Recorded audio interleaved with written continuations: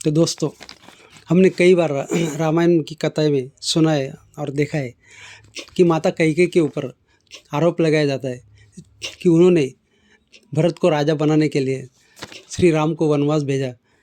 मगर हम अगर गहराई से सोचेंगे और पढ़ेंगे तो हमें मालूम होगा कि माता कैकेयी का त्याग क्या है। दोस्तों, रामायण में कई खंड काव्य लिखे गए हैं और उन खंड काव्य में माता कैकेयी के गुणों का वर्णन भी किया है। उनका त्याग, राष्ट्रीय भावना, ये सब गुण बताए हैं। उसी प्रकार कर्मवीर भरत खंड काव्य में भी उनके कई गुणों का वर्णन है। दोस्तों, एक बार बचपन में श्री राम खेलते खेलते माता कैकेयी के महल में चले गए और माता कैकेयी ने उनकी जो खेलने की चीज़ थी वो ले ली। माता कैकेयी जितना प्यार भरत के ऊपर करती थी, वो इतना ही प्यार श्री राम से करती थी। तो माता ने पूछा, राम, आजकल तुम मेरे महल में आते नहीं हो, क्या मैं सौतेली माँ हूँ इसलिए नहीं आते?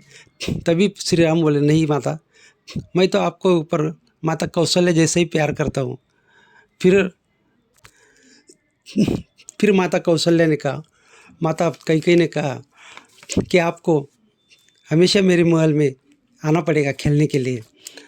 तभी श्री राम ने कहा कि माता, मैं आपको वचन देता हूँ, मगर आपको भी मुझे एक वचन देना होगा। तो कैकेयी माता ने पूछा कि वो क्या वचन है? तभी श्री राम बोले कि माता, आप देख रही है कि पूरे पृथ्वी पर असुरी और राक्षसी संख्या बढ़ रही है, असुरी विचार बढ़ रहे हैं। इसलिए क्षत्रिय होने के नाते मेरा एक कर्तव्य है कि मैं असुर और राक्षसों का सामना करूं और उनका संहार करूं और दैवी संस्कृति खड़ी करूं। मगर इसके लिए आपकी सहायता पड़ेगी। माता को ये समझ में नहीं आया।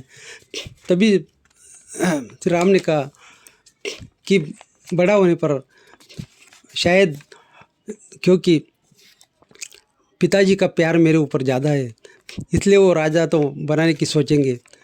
तभी आपको मुझे राज्य से दूर करना होगा, क्योंकि अयोध्या का राजा बनकर मैं ये कार्य नहीं कर सकता। क्योंकि हम देख रहे हैं कि आजकल हमारे ऋषि मुनि वन में, जंगल में यज्ञ याग करते, सत्कर्म करते और उनके यज्ञ को नष्ट कर दिया जाता है। इसलिए मेरा वहाँ जाना बहुत ज़रूरी है। तो इसलिए वन में रहकर ही मैं ये कार्य कर सकता हूँ। अयोध्या में राजा बनकर ये कार्य करना बहुत मुश्किल है। इसलिए मैं वन में जाना बहुत ज़रूरी होगा और आपको ये कार्य करना होगा। आपने तो देव असुर संग्राम में महाराज की कई बार मदद की है और अपना बुद्धि का कौशल्य उपयोग किया है। उसी बुद्धि का आपको कौशल्य करके मुझे इस कार्य के लिए भेजना होगा और इसमें मेरी सहायता करनी होगी। तभी माता कैकेयी को दुख हुआ। उन्होंने कहा, राम, ये क्या कह रहे हो? इससे तो मेरे ऊपर सौतेली माँ का आरोप लग जाएगा। तभी श्री राम ने कहा कि माता, ये जो है ईश्वरी कार्य है और यही ईश्वरी संकेत है और हमें ईश्वरी संकेत और जो ईश्वरी इच्छा होती है उसके लिए हमें समर्पित करना पड़ता है। हमारा जीवन चाहे हमारे ऊपर आरोप भी क्यों न लगे, इसलिए हमें वो कार्य को करना होगा। हो सकता है आपके ऊपर आरोप लगेगा, मगर ईश्वरी कार्य के आगे हमें ये करना पड़ेगा और यही ईश्वरी संकेत है। तभी बड़े दुख से माता कैकेयी ने श्री राम को वचन दिया और वो निभाया भी।